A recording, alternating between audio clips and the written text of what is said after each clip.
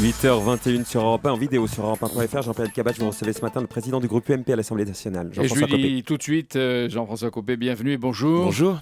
Est-ce que vous demandez aux députés UMP d'accueillir demain Éric Woerth à l'Assemblée par une ovation debout ? Non, d'abord, je ne le demande jamais, c'est pas comme ça que ça marche. C'est spontané. Oui, c'est des périodes qui sont extrêmement difficiles à vivre pour Éric Woerth, bien sûr, et sa famille, mais aussi pour nous tous, parce que c'est des moments où on se sent extrêmement attaqué, et donc on est évidemment totalement solidaire. Alors Éric Woerth prétend qu'il n'est pas affaibli, qu'il ne se sent pas affaibli par tous les reproches, qu'il est une cible politique, qu'il est l'homme à abattre. Pourtant, les socialistes ne sont pas à l'origine des fuites. Aujourd'hui, vous avez entendu peut-être Jean-Marc Ayrault avec Marc Olivier. Il met en doute la crédibilité politique et la capacité de Éric Woerth à faire les réformes des retraites. Le problème, c'est comme toujours dans ces espèces de tourbillons. C'est-à-dire qu'on est parti au départ de la bonne vieille technique où on a amalgamé des faits. Et de ces amalgames de faits, on a fait maintenant un focus. Au départ, c'était sur oui, mais d'abord, Bettencourt. Vous dites maintenant, c'est Woerth. Vous dites qu'il y a des faits. Il y a des faits. Ah bah oui, il y a des faits, mais c'est pas.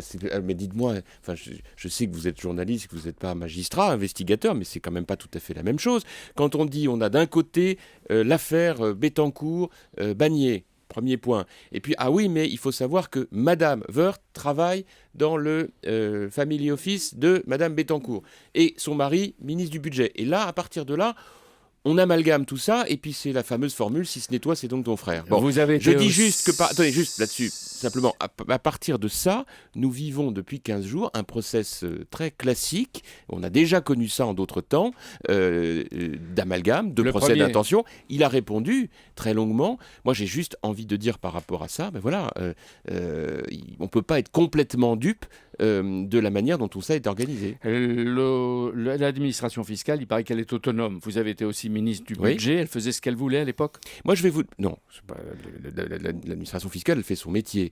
La seule chose que je peux dire, comme il l'a dit lui-même, c'est qu'effectivement, moi, en tant que ministre du budget, de la même manière, je n'ai jamais demandé à l'administration fiscale d'engager un contrôle, et je n'ai jamais demandé qu'elle arrête un autre contrôle. Donc vous serez d'accord avec ce qu'annonçait hier François Baroin ici, la circulaire Baroin qui va arriver. Un ministre du budget ne peut pas engager un contrôle fiscal et ne peut pas bloquer un contrôle fiscal. Exactement, oui, mais d'ailleurs, moi je peux témoigner que de la même manière, lorsque j'ai été ministre du budget, j'ai appliqué cette ligne. Éric Woerth a autorisé l'administration fiscale à contrôler François-Marie Bagné et ses proches.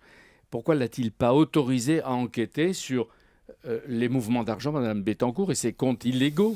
Écoutez, là, je ne peux pas vous répondre. Moi, vous savez, après... Mais ça ne vous choque pas? Non, mais ce n'est pas le sujet. C'est que moi, c'est très difficile, après, de rentrer dans des éléments qu'on ne peut pas apprécier. Vous savez, moi, je suis plus au gouvernement, je suis député maintenant. Pas d'informations. Non, je suis désolé, c'est pas mon métier, je ne sais pas répondre à cette question. Alors, sur un principe, lors du grand rendez-vous d'Europe 1, hier, François Baroin, le successeur immédiat d'Éric Woerth, a autorisé le fisc à enquêter sur la totalité des actifs de Mme Bettencourt dans le monde, bien sûr à partir des indications des avocats et de son gestionnaire.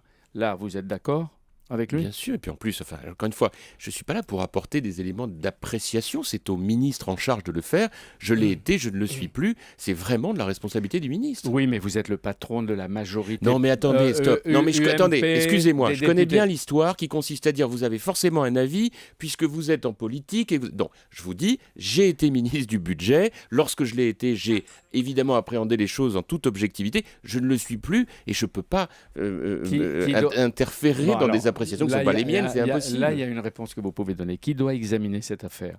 La Cour des comptes ? La justice, comme le demande Jean-Marc Ayrault ? Une commission d'enquête parlementaire ?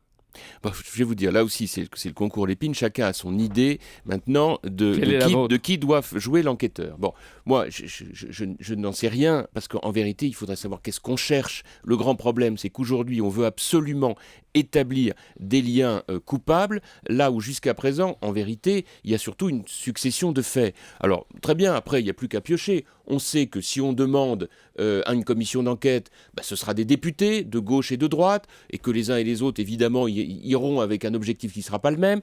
On peut avoir la Cour des comptes, ils peuvent aller regarder, très bien. Imaginons que ce soit ça. Éminente personnalité de la majorité, quelle est la meilleure solution ? Vous voulez que je vous dise ? Je n'en sais rien. Et je n'en sais rien pour une raison simple, c'est que tout ça en réalité, ne constituent pas, selon les informations que nous avons, d'éléments illégaux. Donc on est rentré dans un espèce de processus absolument infernal. On est parti d'écoutes illégales, ce qui est extraordinaire. Personne ne pose cette question. Nous évoquons tout ça dans la presse. Les uns et les autres, nous en débattons depuis 15 jours. C'est sur la base d'écoutes illégales. Vous comprenez ? C'est là où je me dis, mais est-ce qu'il y a un moment où on va les uns et les autres se dire, attendez, stop, qu'il y ait besoin de règles, que ces règles soient respectées, bien sûr, mais là, personne n'est capable de fonder le moindre élément d'illégalité. Donc le 1er juillet, ça devait être le procès de François-Marie Bagné, c'est en train de devenir la mise en accusation d'Éric Woerth. Ah ben, le moins qu'on puisse dire, c'est que ça a pris des proportions qui sont absolument inouïes au regard de tout ce que nous avons à traiter par ailleurs. François Fillon va inaugurer à 10h30 une mosquée à Argenteuil. Le recteur de la mosquée de Paris, Dalil Boubaker, confie à François qu'il se réjouit et il estime qu'il faudrait en France plus de 2000 mosquées. Est-ce que ça veut dire que la burqa, non, les mosquées, oui? Ah, bien sûr. Je crois que sur la burqa, je ne vais pas vous redire à nouveau combien c'est pour moi un combat essentiel. Je vais, avec mes amis députés, être très engagé dans la loi d'interdiction que nous allons débattre dans quelques jours. Mais ça n'a rien à voir, ça n'est pas une question religieuse, la burqa. C'est une question en réalité politique où on essaye d'instrumentaliser la religion via des extrémistes. La question en revanche des lieux de culte, c'est indispensable. Moi-même à Meaux, j'ai rencontré pas plus tard que vendredi l'ensemble de la communauté musulmane avant la prière à Meaux pour leur dire nous devons trouver des solutions comme dans toutes les villes où il est nécessaire d'avoir des lieux de culte dignes de ce nom pour nos compatriotes de confession musulmane. Et c'est ça la laïcité. Exactement. Ce soir, Jean-François Copé, nouveau forum Génération France, et vous dites travailler mieux pour gagner plus ensemble.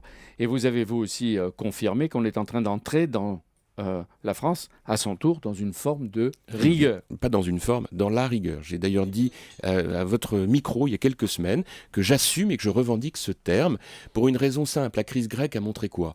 C'est l'addition qui arrive brutalement de 30 ans de petites reculades. On n'a pas osé dire non. Et c'est ça que nous payons aujourd'hui. Donc ça veut dire quoi ? Ça veut dire que ce que nous avons jusqu'à présent, notre modèle financé avec les dépenses publiques, il va falloir le financer par le travail. Et ça veut dire quoi ? Ça veut dire que travailler moins, c'est impossible. Travailler plus, c'est inévitable, mais l'important, c'est de travailler mieux. Car si aujourd'hui, on rentre dans un processus, on le voit avec la réforme de retraite où il faudra travailler plus, eh bien tout sera donc dans le fait à la fois d'alléger le coût du travail, et il faut bien sûr transférer quelques cotisations pour alléger le coût du travail vers la CSG, et puis d'autres pour que tout le monde paye. Ça, et puis deuxièmement, travailler mieux. Ça, c'est des idées pour Nicolas Sarkozy, le moment venu. Exactement, c'est Génération France, le club que j'anime, qui apportera sa contribution à ce projet. Et nous ferons donc ce soir, à Génération France, des propositions fortes sur la question du travail. Le G20 à Toronto, vous a pas déçu ? Écoutez, il a montré 1000 choses, ce G20. Il a montré qu'il nous faut repenser la gouvernance mondiale. Il nous a montré qu'entre les États-Unis qui ont 3% de croissance et l'Europe qui a 1% de croissance, nous ne pouvons pas avoir la même stratégie. Chez nous, il faut baisser les dépenses inutiles et travailler plus. Merci d'être venu. Merci Jean-François Copé, merci Jean-Pierre.